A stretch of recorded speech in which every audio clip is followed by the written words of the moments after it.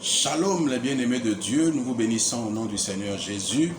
Nous passons par cette occasion pour vous souhaiter nos vœux les meilleurs pour cette nouvelle année 2022.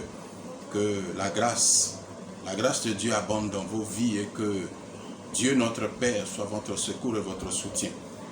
Alors notre message ce jour a pour thème la provision. Bien-aimé, la provision. Le chrétien, l'enfant de Dieu doit savoir que Dieu a mis à sa disposition une provision. Et dans Genèse chapitre 2, la Bible dit au verset 4, « Voici les origines des cieux et de la terre, quand ils furent créés, lorsque l'Éternel Dieu fit une terre et des cieux, aucun arbuste des champs n'était encore sur la terre, et aucune herbe des champs ne germait encore, car l'Éternel Dieu n'avait pas fait pleuvoir sur la terre, et il n'y avait point d'homme pour cultiver le sol. Mais une vapeur s'éleva de la terre et arrosa la surface du sol. L'Éternel Dieu forma l'homme de la poussière de la terre, il souffla dans ses narines un souffle de vie, et l'homme devint un être vivant. » Et au verset donc 15, la Bible dit, « L'Éternel Dieu prit l'homme et le plaça dans le jardin d'Éden pour le cultiver et pour le garder. » Alors ici, la Bible nous parle de l'origine de l'homme que nous appelons Adam. Donc, après que Dieu ait créé toutes choses, après que Dieu ait créé les arbres, créé les animaux, après que Dieu ait pris le soin de créer tout ce que nous avons, la Bible nous dit que sur la terre, il ne pleuvait pas encore pour deux raisons. La première, parce que la Bible nous dit que sur la terre, l'herbe ne germait pas.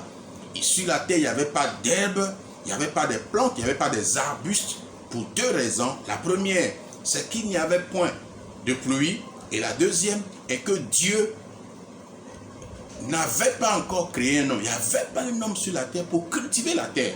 C'est alors que Dieu est allé créer l'homme. Bien-aimé dans le Seigneur, avant que Dieu ne crée l'homme, la création existait déjà. Avant que Dieu ne crée l'homme, tout ce qu'il fallait pour que Adam puisse avoir à sa disposition, tout ce dont Adam avait besoin pour manger, pour vivre, Dieu l'avait créé avant de créer Adam. Donc en termes simples, il y avait la provision avant que Dieu n'accomplisse sa vision qui est celle de créer l'homme. Bien-aimés dans le Seigneur, comprenons que nous sommes la vision de Dieu et étant la vision de Dieu, Dieu a mis à notre disposition une provision. Adam n'a pas cherché la provision. La provision existait avant que Adam ne soit créé. Bien-aimés dans le Seigneur, pour nous aussi, Dieu a créé une provision. Pour nous, la provision existe. Il faut simplement comprendre le principe que nous sommes la vision de Dieu et étant la vision de Dieu, Dieu a préparé, Dieu a mis en réserve pour nous une provision. Là où il y a la vision, il y a la provision.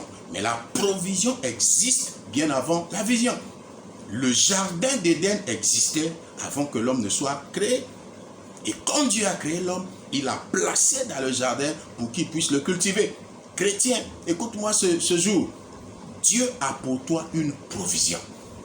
Dieu ne t'a pas délaissé. Dieu ne t'a pas abandonné. Dieu a pour toi une provision. Il existe sur la terre une provision pour toi. Il existe dans le territoire que Dieu t'a établi une provision pour toi. Adam ne s'est pas mis à la recherche de la provision. Adam n'a pas commencé à crier, à appeler les hommes de partout pour venir l'aider, pour lui apporter la provision pour qu'il puisse accomplir la vision. La provision était là où Dieu l'avait placée. Bien-aimé dans le Seigneur, le principe de la provision est que la provision n'est jamais loin de l'homme. La provision est toujours près de l'homme. Beaucoup de gens ne comprennent pas ce principe. Beaucoup pensent que la provision viendra de l'Europe, des États-Unis. La provision viendra de quelque part de loin. Mais généralement, la provision de Dieu est proche de nous. La provision d'Adam était dans le jardin. Et Dieu l'avait établi dans le jardin. Donc dans le jardin dans lequel Adam vivait, c'est là que se trouvait la provision de Dieu pour lui. Quand nous lisons la Bible, nous allons voir plusieurs exemples. Dans Matthieu 14, là où Jésus a multiplié les pains et les poissons. La Bible nous dit qu'il y avait 5000 hommes de pied, sans compter les femmes et les enfants, qui ont été enseignés par Jésus et ils avaient faim. Il fallait que Jésus les nourrisse. Mais pour les nourrir, il fallait avoir du pain et des poissons. Jésus n'a pas fait descendre le pain du ciel. Jésus n'a pas fait descendre les poissons du ciel. Les poissons et les pains que Jésus a multipliés étaient au milieu du peuple.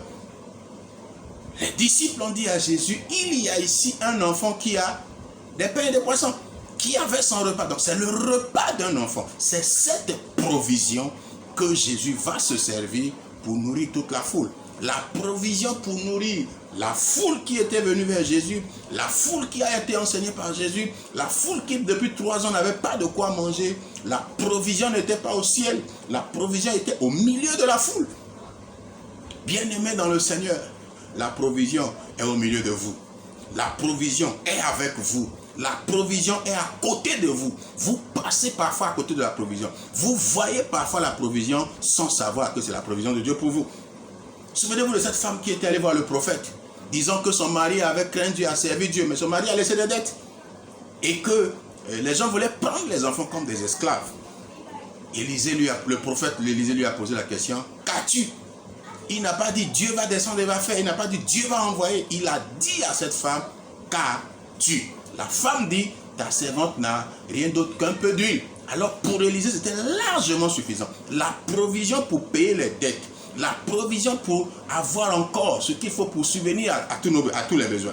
N'oubliez pas, la Bible dit, Dieu peut nous combler de toutes sortes de grâces afin que possédant toujours de quoi subvenir à tous nos besoins, nous en ayons encore pour toutes sortes de bonnes œuvres. Cette femme avait besoin non seulement de payer les dettes, mais elle avait aussi besoin de vivre.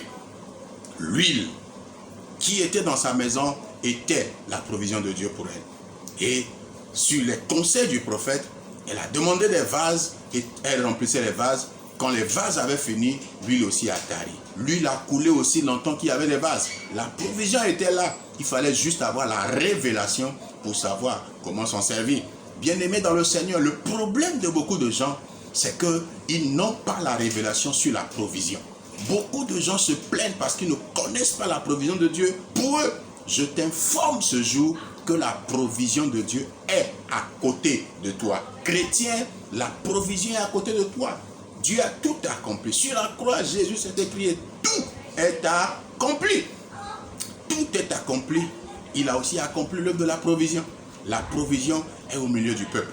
Israël est resté 430 ans en Égypte, sous la domination des Égyptiens. Mais Israël ne pouvait pas s'imaginer un seul instant que l'Égypte était en réalité la provision de Dieu pour eux. Pour sortir de l'esclavage de l'Égypte, ils y sont sortis avec de grandes richesses, selon que Dieu l'avait dit. Comment? Parce qu'ils ont simplement demandé aux Égyptiens qui était la provision de Dieu pour eux. Les Égyptiens leur ont donné tout ce dont ils avaient besoin. L'argent, l'or, des vêtements, des objets de valeur, des choses précieuses. Israël est sorti avec ces choses parce que l'Égypte était la provision de Dieu pour Israël. Bien-aimé, la provision est à côté de toi.